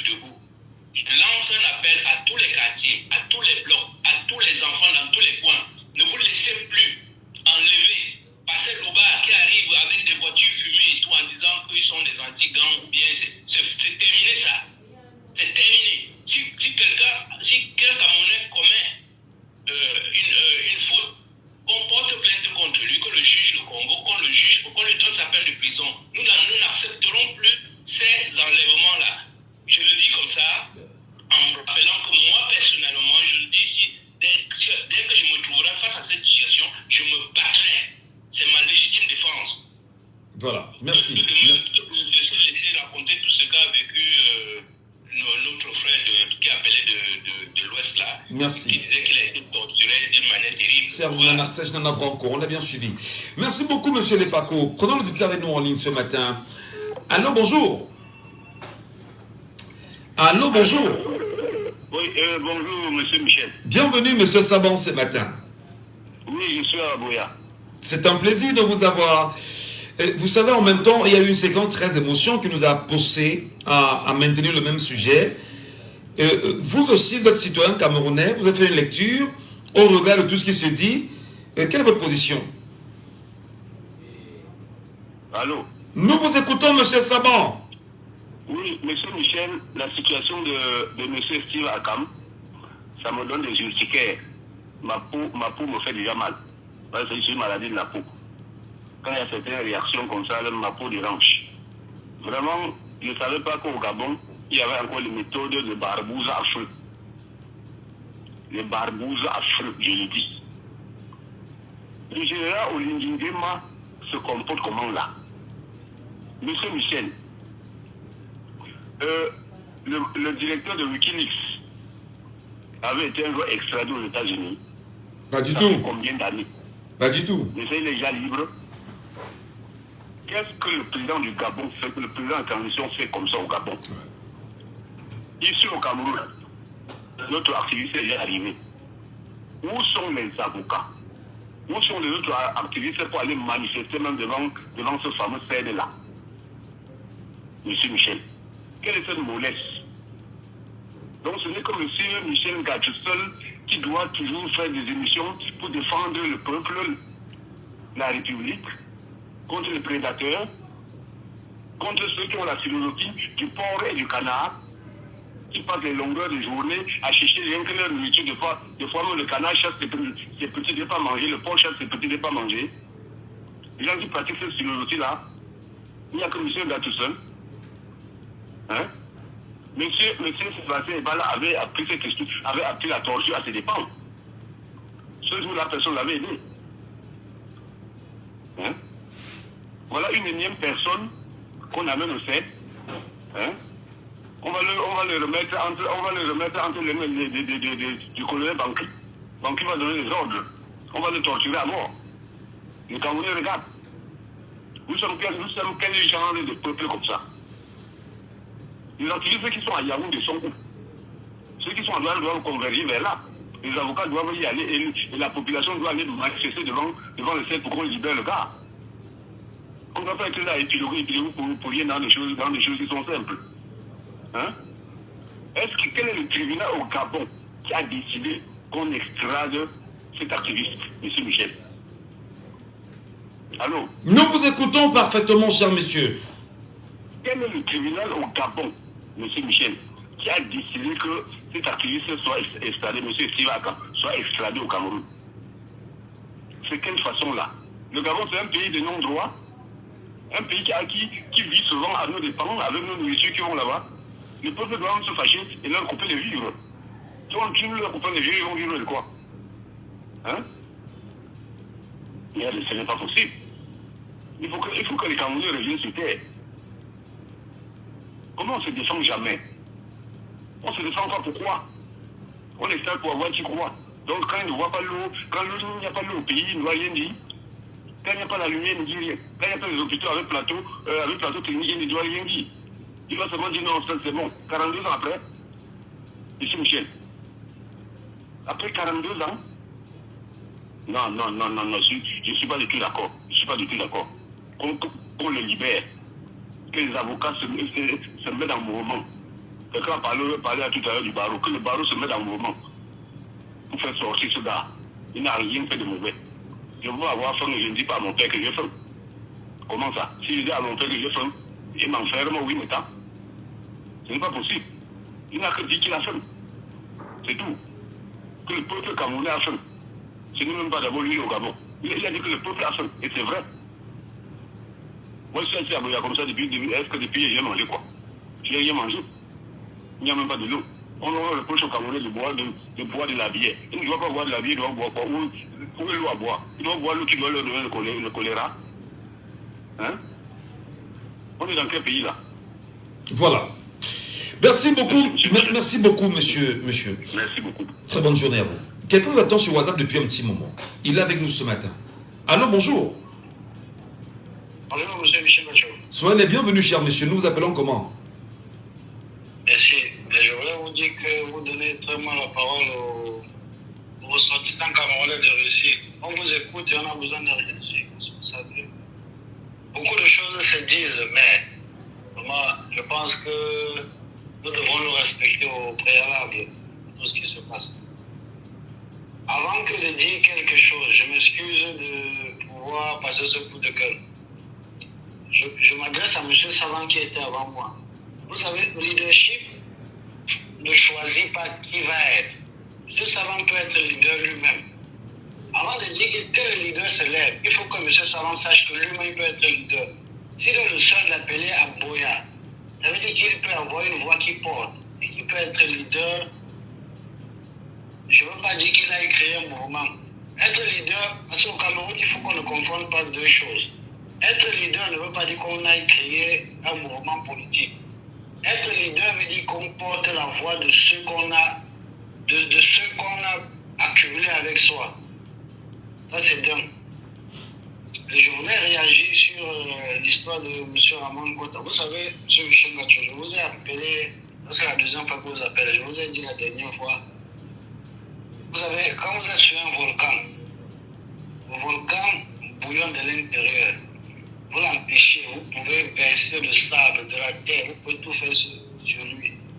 Et quand il s'élève, on commence à se plaindre que le volcan, c'est un phénomène naturel.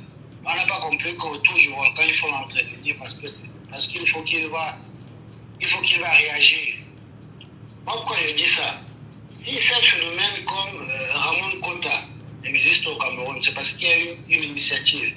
Ça veut dire que, comment je vais dire, rien ne vient de nulle part. Vous avez dit hier, je vous ai beaucoup écouté, mais je ne peux pas intervenir.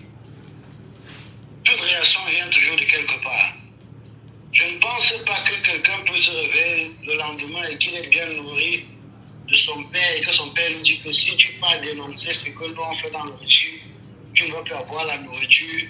Il va partir sur la radio de télé et consorts, comment je veux dire, dénoncer. Si nous dénonçons, c'est parce que nous connaissons les difficultés que nous traversons. Et c'est parce que nous avons la fierté et l'amour de notre pays. Je vais prendre un exemple. Je vis en Russie, mais heureusement que la Russie c'est un pays fermé, que pour l'instant on ne montre pas. Le Cameroun, on montre beaucoup de pays, mais le Cameroun c'est encore rien que sur les réseaux sociaux. Mais j'aurais honte devant les personnes que je vante au Cameroun, comme par exemple comme président de la ville de Yaoundé avec tous ces inondis. Mais ils vont demander comment est-ce que les gens peuvent jeter tout ça. Moi, je vais vous dire un truc. Moi, quand on arrête par exemple Ramon Kota, c'est quelqu'un, vous allez savoir, vous savez, on l'appelle, il a dit Paul Biya comme Hitler. Vous savez, à un certain niveau, quand vous empêchez quelqu'un de parler, excusez-moi, oui, je dis cavalier, quand vous empêchez quelqu'un de parler, c'est comme si vous avez mis de l'eau et de la nourriture dans la marmite boue. Vous voulez l'enfermer. Elle va bouillir, elle va couler sur les côtés. Vous n'allez rien faire. Je ne veux pas appeler à la révolte, mais je veux juste qu'on écoute. Vous savez, pour construire quelque chose, il faut écouter les critiques, il faut comprendre tous ceux qui vont même dire.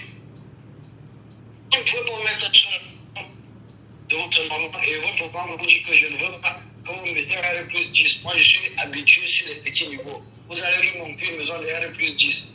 Ça veut dire que vous ne comprenez pas l'origine. Vous ne comprenez pas que votre maman, avec son handicap, ne peut pas monter les escaliers. Moi, je voudrais vous dire, si on arrête, si on muselle, l'Afrique, je voudrais vous dire, j'aimerais qu'on arrête de dire l'Afrique est montée, les Français sont montés. Qu'est-ce que nous, on a fait à notre petit niveau pour vendre l'image de l'Afrique?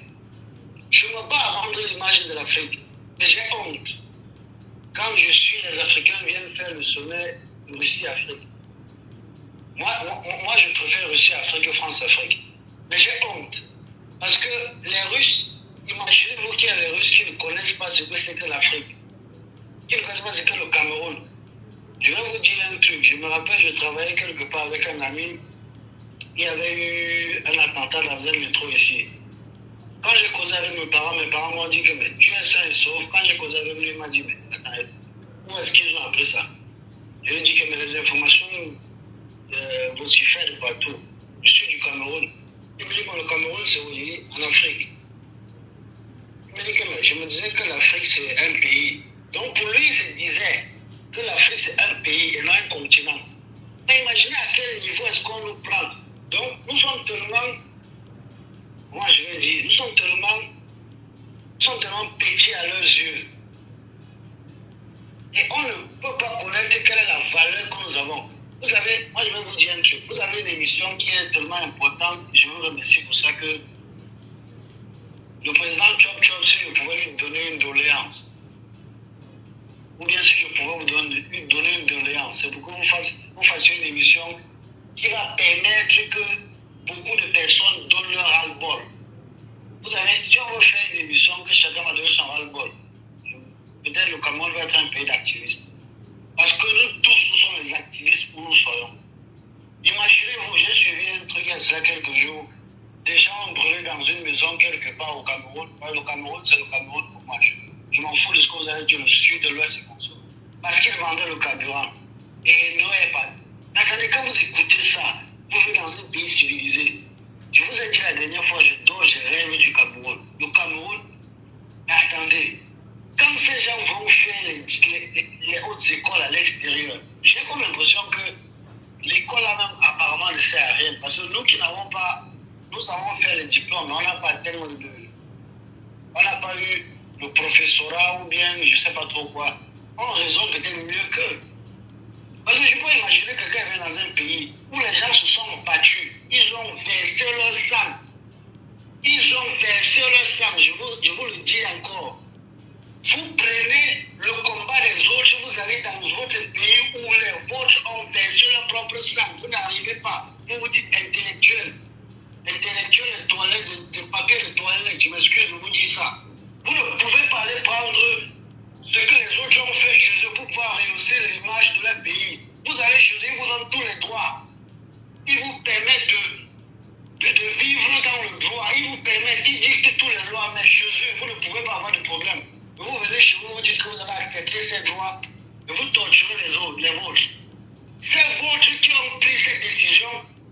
Ils ont pris parce qu'ils ont compris qu'à un niveau, nous ne sommes pas les animaux, nous sommes les êtres humains. Le même sang rouge qui coule, si on prend tous les êtres humains de ce monde, on ouvre un marigot, on ouvre le sang, même sang rouge. Pourquoi est-ce qu'ils veulent nous montrer que eux, par exemple, ils ont beaucoup d'argent et nous, on n'a rien, on va être comme les animaux? Monsieur Michel Mathieu, je vais vous dire que vous avez une émission qui est extrêmement... Excusez-moi, je vais vous dire un truc, pardon. Moi, je voudrais, monsieur Aimé Paco, monsieur Savard, je les écoute, ils sont des aides très pertinents. Mais j'aimerais ici dire un truc. La France, la Russie, un peu de partout, chacun vient chercher ses intérêts. Mais ça dépend de la relation que tu as avec l'intérêt que tu veux. Nous tous, nous pouvons être leaders. Ça ne servira à rien d'aller dire que nous allons quelque part. Je vais vous dire un truc, je vais prendre l'exemple. Non, allons-y vraiment, pour finir. La Russie, c'est un pays plus jeune que le Cameroun. L'histoire de la Russie commence dans les années 90. La Russie a vu plus grave. Quand je cause avec les Russes, ils me disent comment ils ont souffert. Et quand tu écoutes les intellectuels, vous disent le Cameroun, c'est un petit pays, il a 60 ans. Mais imaginez-vous un monsieur de 60 ans. Un monsieur de 60 ans, il a la difficulté de faire un enfant. Mais bon, quand les intellectuels vous disent sur les plateaux de télé, le Cameroun c'est un pays jeune, il a 60 ans, et patati patata. Mais attendez, il faut qu'on se respecte. Très bien. J'aimerais justice pour Amon Kota et que chaque Camerounais comprenne que chacun, demain va être son tour. Voilà. Si on veut un Cameroun de justice, un Cameroun propre, il faudrait que nous comprenions que la justice commencera pour chacun de nous. Aujourd'hui, tu as la mangeoire, demain, tu peux être mangé. Merci. Merci, M. Michel Gacho. Merci infiniment. Très bonne journée à vous depuis la Russie, où vous nous appelez bien sûr ce matin. Madame, Messieurs, il est important que chacun d'entre nous qui écoutons cette émission de radio ce matin, que l'on sache que le but, en fait, c'est de prendre la parole, c'est de se prononcer, c'est de dire ce qu'on pense. sont versés dans les jours où on commet la diffamation, mais surtout d'analyser, comme d'ailleurs tous ceux qui sont passés par là l'ont fait. Mais il est aussi important que l'on sache qu'au-delà de toute contingence d'idées qui pourraient fuiter à travers cette émission, que nous avons nous aussi un devoir d'éducation. Et dans le devoir d'éducation, on va encore convoquer la fameuse expression de Thomas Sankara, qui est une expression solaire, qui laissera toujours les Africains sur une réflexion permanente, pendante même d'ailleurs. La souveraineté, s'accepter, décider de qui on est, et la trajectoire que l'on veut pour soi-même, en tant qu'État, en tant que peuple, en tant que population, si vous voulez. L'esclave qui n'est pas capable d'assumer sa révolte ne mérite pas que l'on s'apitoie sur son sort. L'esclave qui n'est pas capable d'assumer sa révolte ne mérite pas que l'on s'apitoie sur son sort. Lorsqu'on n'a pas la capacité à reconnaître qu'il y a des manquements, à reconnaître qu'il y a un tort, à reconnaître qu'on est dans la soumission, à reconnaître qu'on est piétiné, déshumanisé, lorsqu'on sait qu'on est un esclave, qu'on travaille pour d'autres, et qu'on n'est pas capable d'assumer sa propre révolte, sa propre volonté de dire non, sa propre volonté de dire je vais ramer à contre-courant, cet esclave ne mérite pas que l'on s'apitoie sur son sort. Il répondra seul de son malheur, renchérit Thomas Sankara. Il répondra seul de son malheur. Parce qu'en réalité, c'est lui qui est à l'origine de son malheur. Il connaît le problème de son malheur. Ou les origines, ou la source de son malheur. Et il renchérirait en disant, s'il s'est fait des illusions sur la condescendance suspecte d'un maître qui prétend la franchir, vous ne pouvez pas dire en réalité que des gens qui vous soumettent aux services les plus atroces, les plus durs, les plus sauvages, les plus barbares qui puissent exister, et qui sont considérés comme étant vos maîtres, sont ceux qui probablement prétendent vous affranchir de l'esclavage. Et ils finiront en disant que seule la lutte libère. Au-delà, bien sûr, de ce discours, de cette compréhension, de cette lecture, il est important de dire aux Africains, un avenir, une autre Afrique doit être construite, une autre Afrique doit être bâtie. Et c'est très important. La situation de Steve Akam, je me permettrai, le mot étant Aïssa, c'est à la faveur d'un traitement, je suis l'actualité, je suis allé plus loin, parce que ce que vous a dit Serge Nana Branco est léger par rapport à ce qu'on m'a rapporté ces dernières 48 heures. À un moment donné, vous vous dites, bon, il y a une responsabilité sociale lorsqu'on est journaliste. Qu'est-ce qu'on fait? Qu'est-ce qu'on dit? Donnons un peu la parole aux Camerounais, peut-être qu'ils comprennent mieux que moi. Non, il est important, chers compatriotes, que chaque segment de la liberté soit scruté. Il est important que ceux qui sont dans la torture en permanence, que les gens regardent vers cela, vers leur famille, et que vous preniez du courage comme à demander qu'est-ce qui peut justifier de telles attitudes.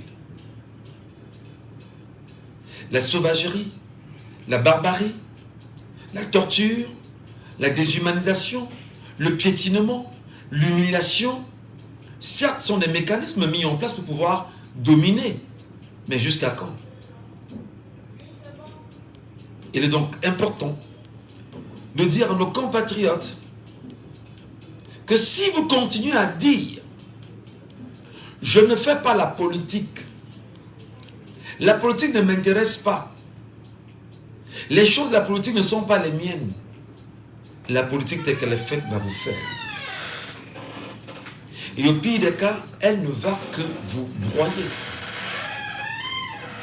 On peut se permettre bien sûr de prendre quelques minutes dans une émission comme celle-ci et de poursuivre notre mission d'éducation. Il est important que les gens se réveillent et qu'ils regardent sur la direction, sur la trajectoire de la souveraineté du peuple camerounais et des peuples africains. Le mal est profond. Et l'intimidation est permanente. Se servir des clichés pour vous faire peur, c'est là, en même temps. Et là, l'Afrique aujourd'hui connaît ses réalités. L'Afrique aujourd'hui connaît ses réalités. Je me permettrai toujours de rappeler qu'ils sont 1,28% qui décident de l'avenir du grand nombre. À quand le changement?